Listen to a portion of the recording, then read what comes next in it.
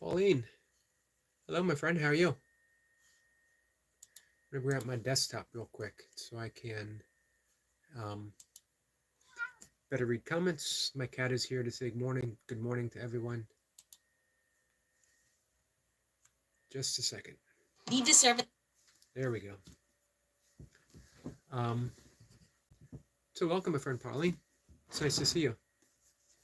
It is 5 o'clock in the morning here on the East Coast of the United States, and we are reading from the Tao Te Ching, or more precise, we're reading from a interpretation of the Tao Te Ching offered to us from Dr. Wayne Dyer. Our friend the Godzilla is here. Godzilla says, hi. Hello, my friend. Um, so this is actually based upon multiple versions, multiple translations of the Tao, and then put together as a offering on how Dr. Dyer best feels that we could live, express ourselves as aspects of the Tao itself. So we're on verse 49. We've been reading a verse a day, 49 days now. There's 81 verses total. So we're just about a month away from finishing.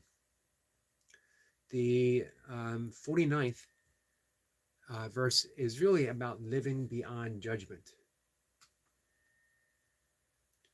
Godzilla says, might get the Jador, am I saying that right? Gidor? Ghidorah Haya figure? Good. Made up your mind, huh? My cat is still saying hi. I love when the Tao Te Ching, the teachings align with the things that I have been thinking about the past few days, as well as the current lesson of A Course in Miracles that I'm working on. And it is Living Beyond Judgment, again, is the title of this verse. We're not so much relinquishing judgment as how do you relinquish something that isn't actually true. A Course in Miracles points out that judgment is all an illusion based upon a thought. And a thought is simply a projection. So every judgment that we have, good or bad, is keeping us in a divisive world. We are literally creating a world of us against them. And as Ramana Maharshi said, when he was asked, how do we treat others? There are no others. The thought of others, the thought of separation, the thought of judgment is just that. It's a thought. It's an illusory energetic pattern occurring within our brain that isn't necessarily true. So let's go into verse 49. The sage has no fixed mind. He is aware of the needs of others. Those who are good, he treats with goodness. Those who are bad, he also treats with goodness, because the nature of his being is good. He is kind to the kind. He is also kind to the unkind, because the nature of his being is kindness. He is faithful to the faithful. He is also faithful to the unfaithful. The sage lives in harmony with all below heaven. He sees everything as his own self. He loves everyone as his own child. All people are drawn to him. He behaves like a little child. That's a telling statement. And think of what Jesus said, that we must first be as children to see the kingdom of heaven. And the reason why is because we need to see the world through the original innocence. The truth is, we've never been kicked out of the garden. We willingly stepped out of the garden by embracing a thought system that we chose to believe.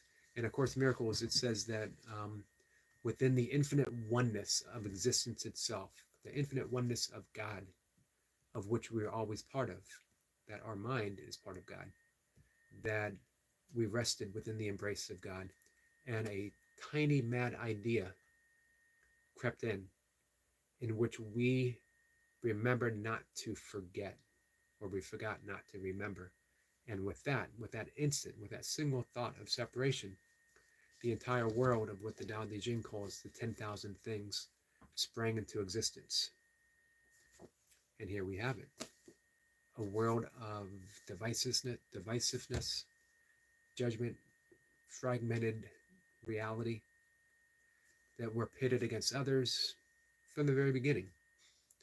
This person's smart, this person's dumb, this person's attractive, this person isn't. This person is black, this person is white, on and on and on.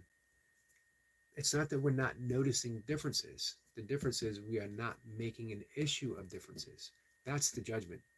There's a difference between noticing that this person has more information than me, that this person seems to have capabilities that I don't. However, I have my own divine capabilities. Let's see. Hippie Abroad says, go to sleep. You're thinking too much. I'm actually not thinking at all. Literally allowing myself to speak from the Tao with as little preconceived thought as possible. Also, I've been up since 2:30. I wake up early every morning. Every morning. Hippie says, sorry I'm late to the party. Well, welcome to the party nonetheless. Godzilla says, well, if not, I'll get it for Christmas. Awesome. Piano of Goods. Good morning. So we've created our own world of division. This is why A Course in Miracles unpacks it from the very beginning, saying, first off, that we live in a meaningless world. It's a hard thing to accept. Planet of the Good says, watching from Texas. Welcome from Texas, my friend. Planet of the Good says, I didn't sleep yet. Well, I hope you get some sleep. I know it's earlier for you in Texas by, I think, 2 hours. I'm on the East Coast. Let's see.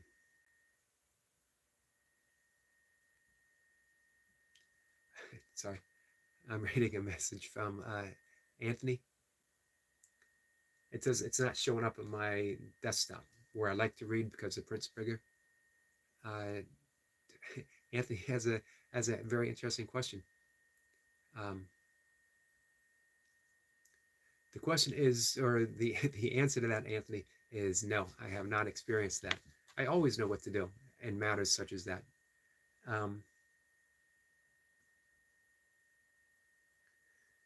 Piano says,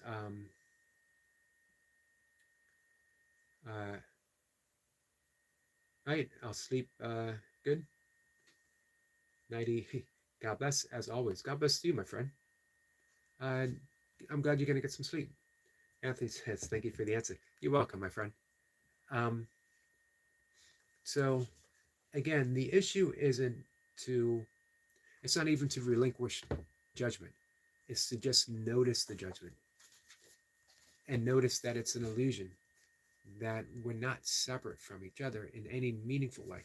Let me get back to the beginning of the Course in Miracles when it says it's a meaningless world, which is a hard thing to wrap our thoughts around because our thoughts don't want to believe it, because our thoughts are creating meaning. That's the whole nature of a thought, is to create meaning.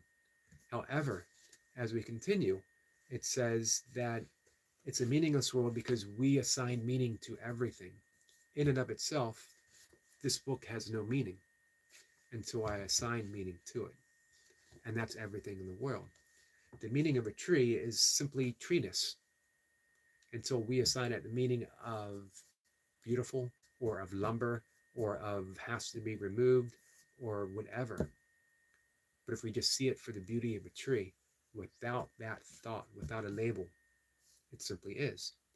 Continuing on that line, the Course goes, God did not create a meaningless world. So if we are seeing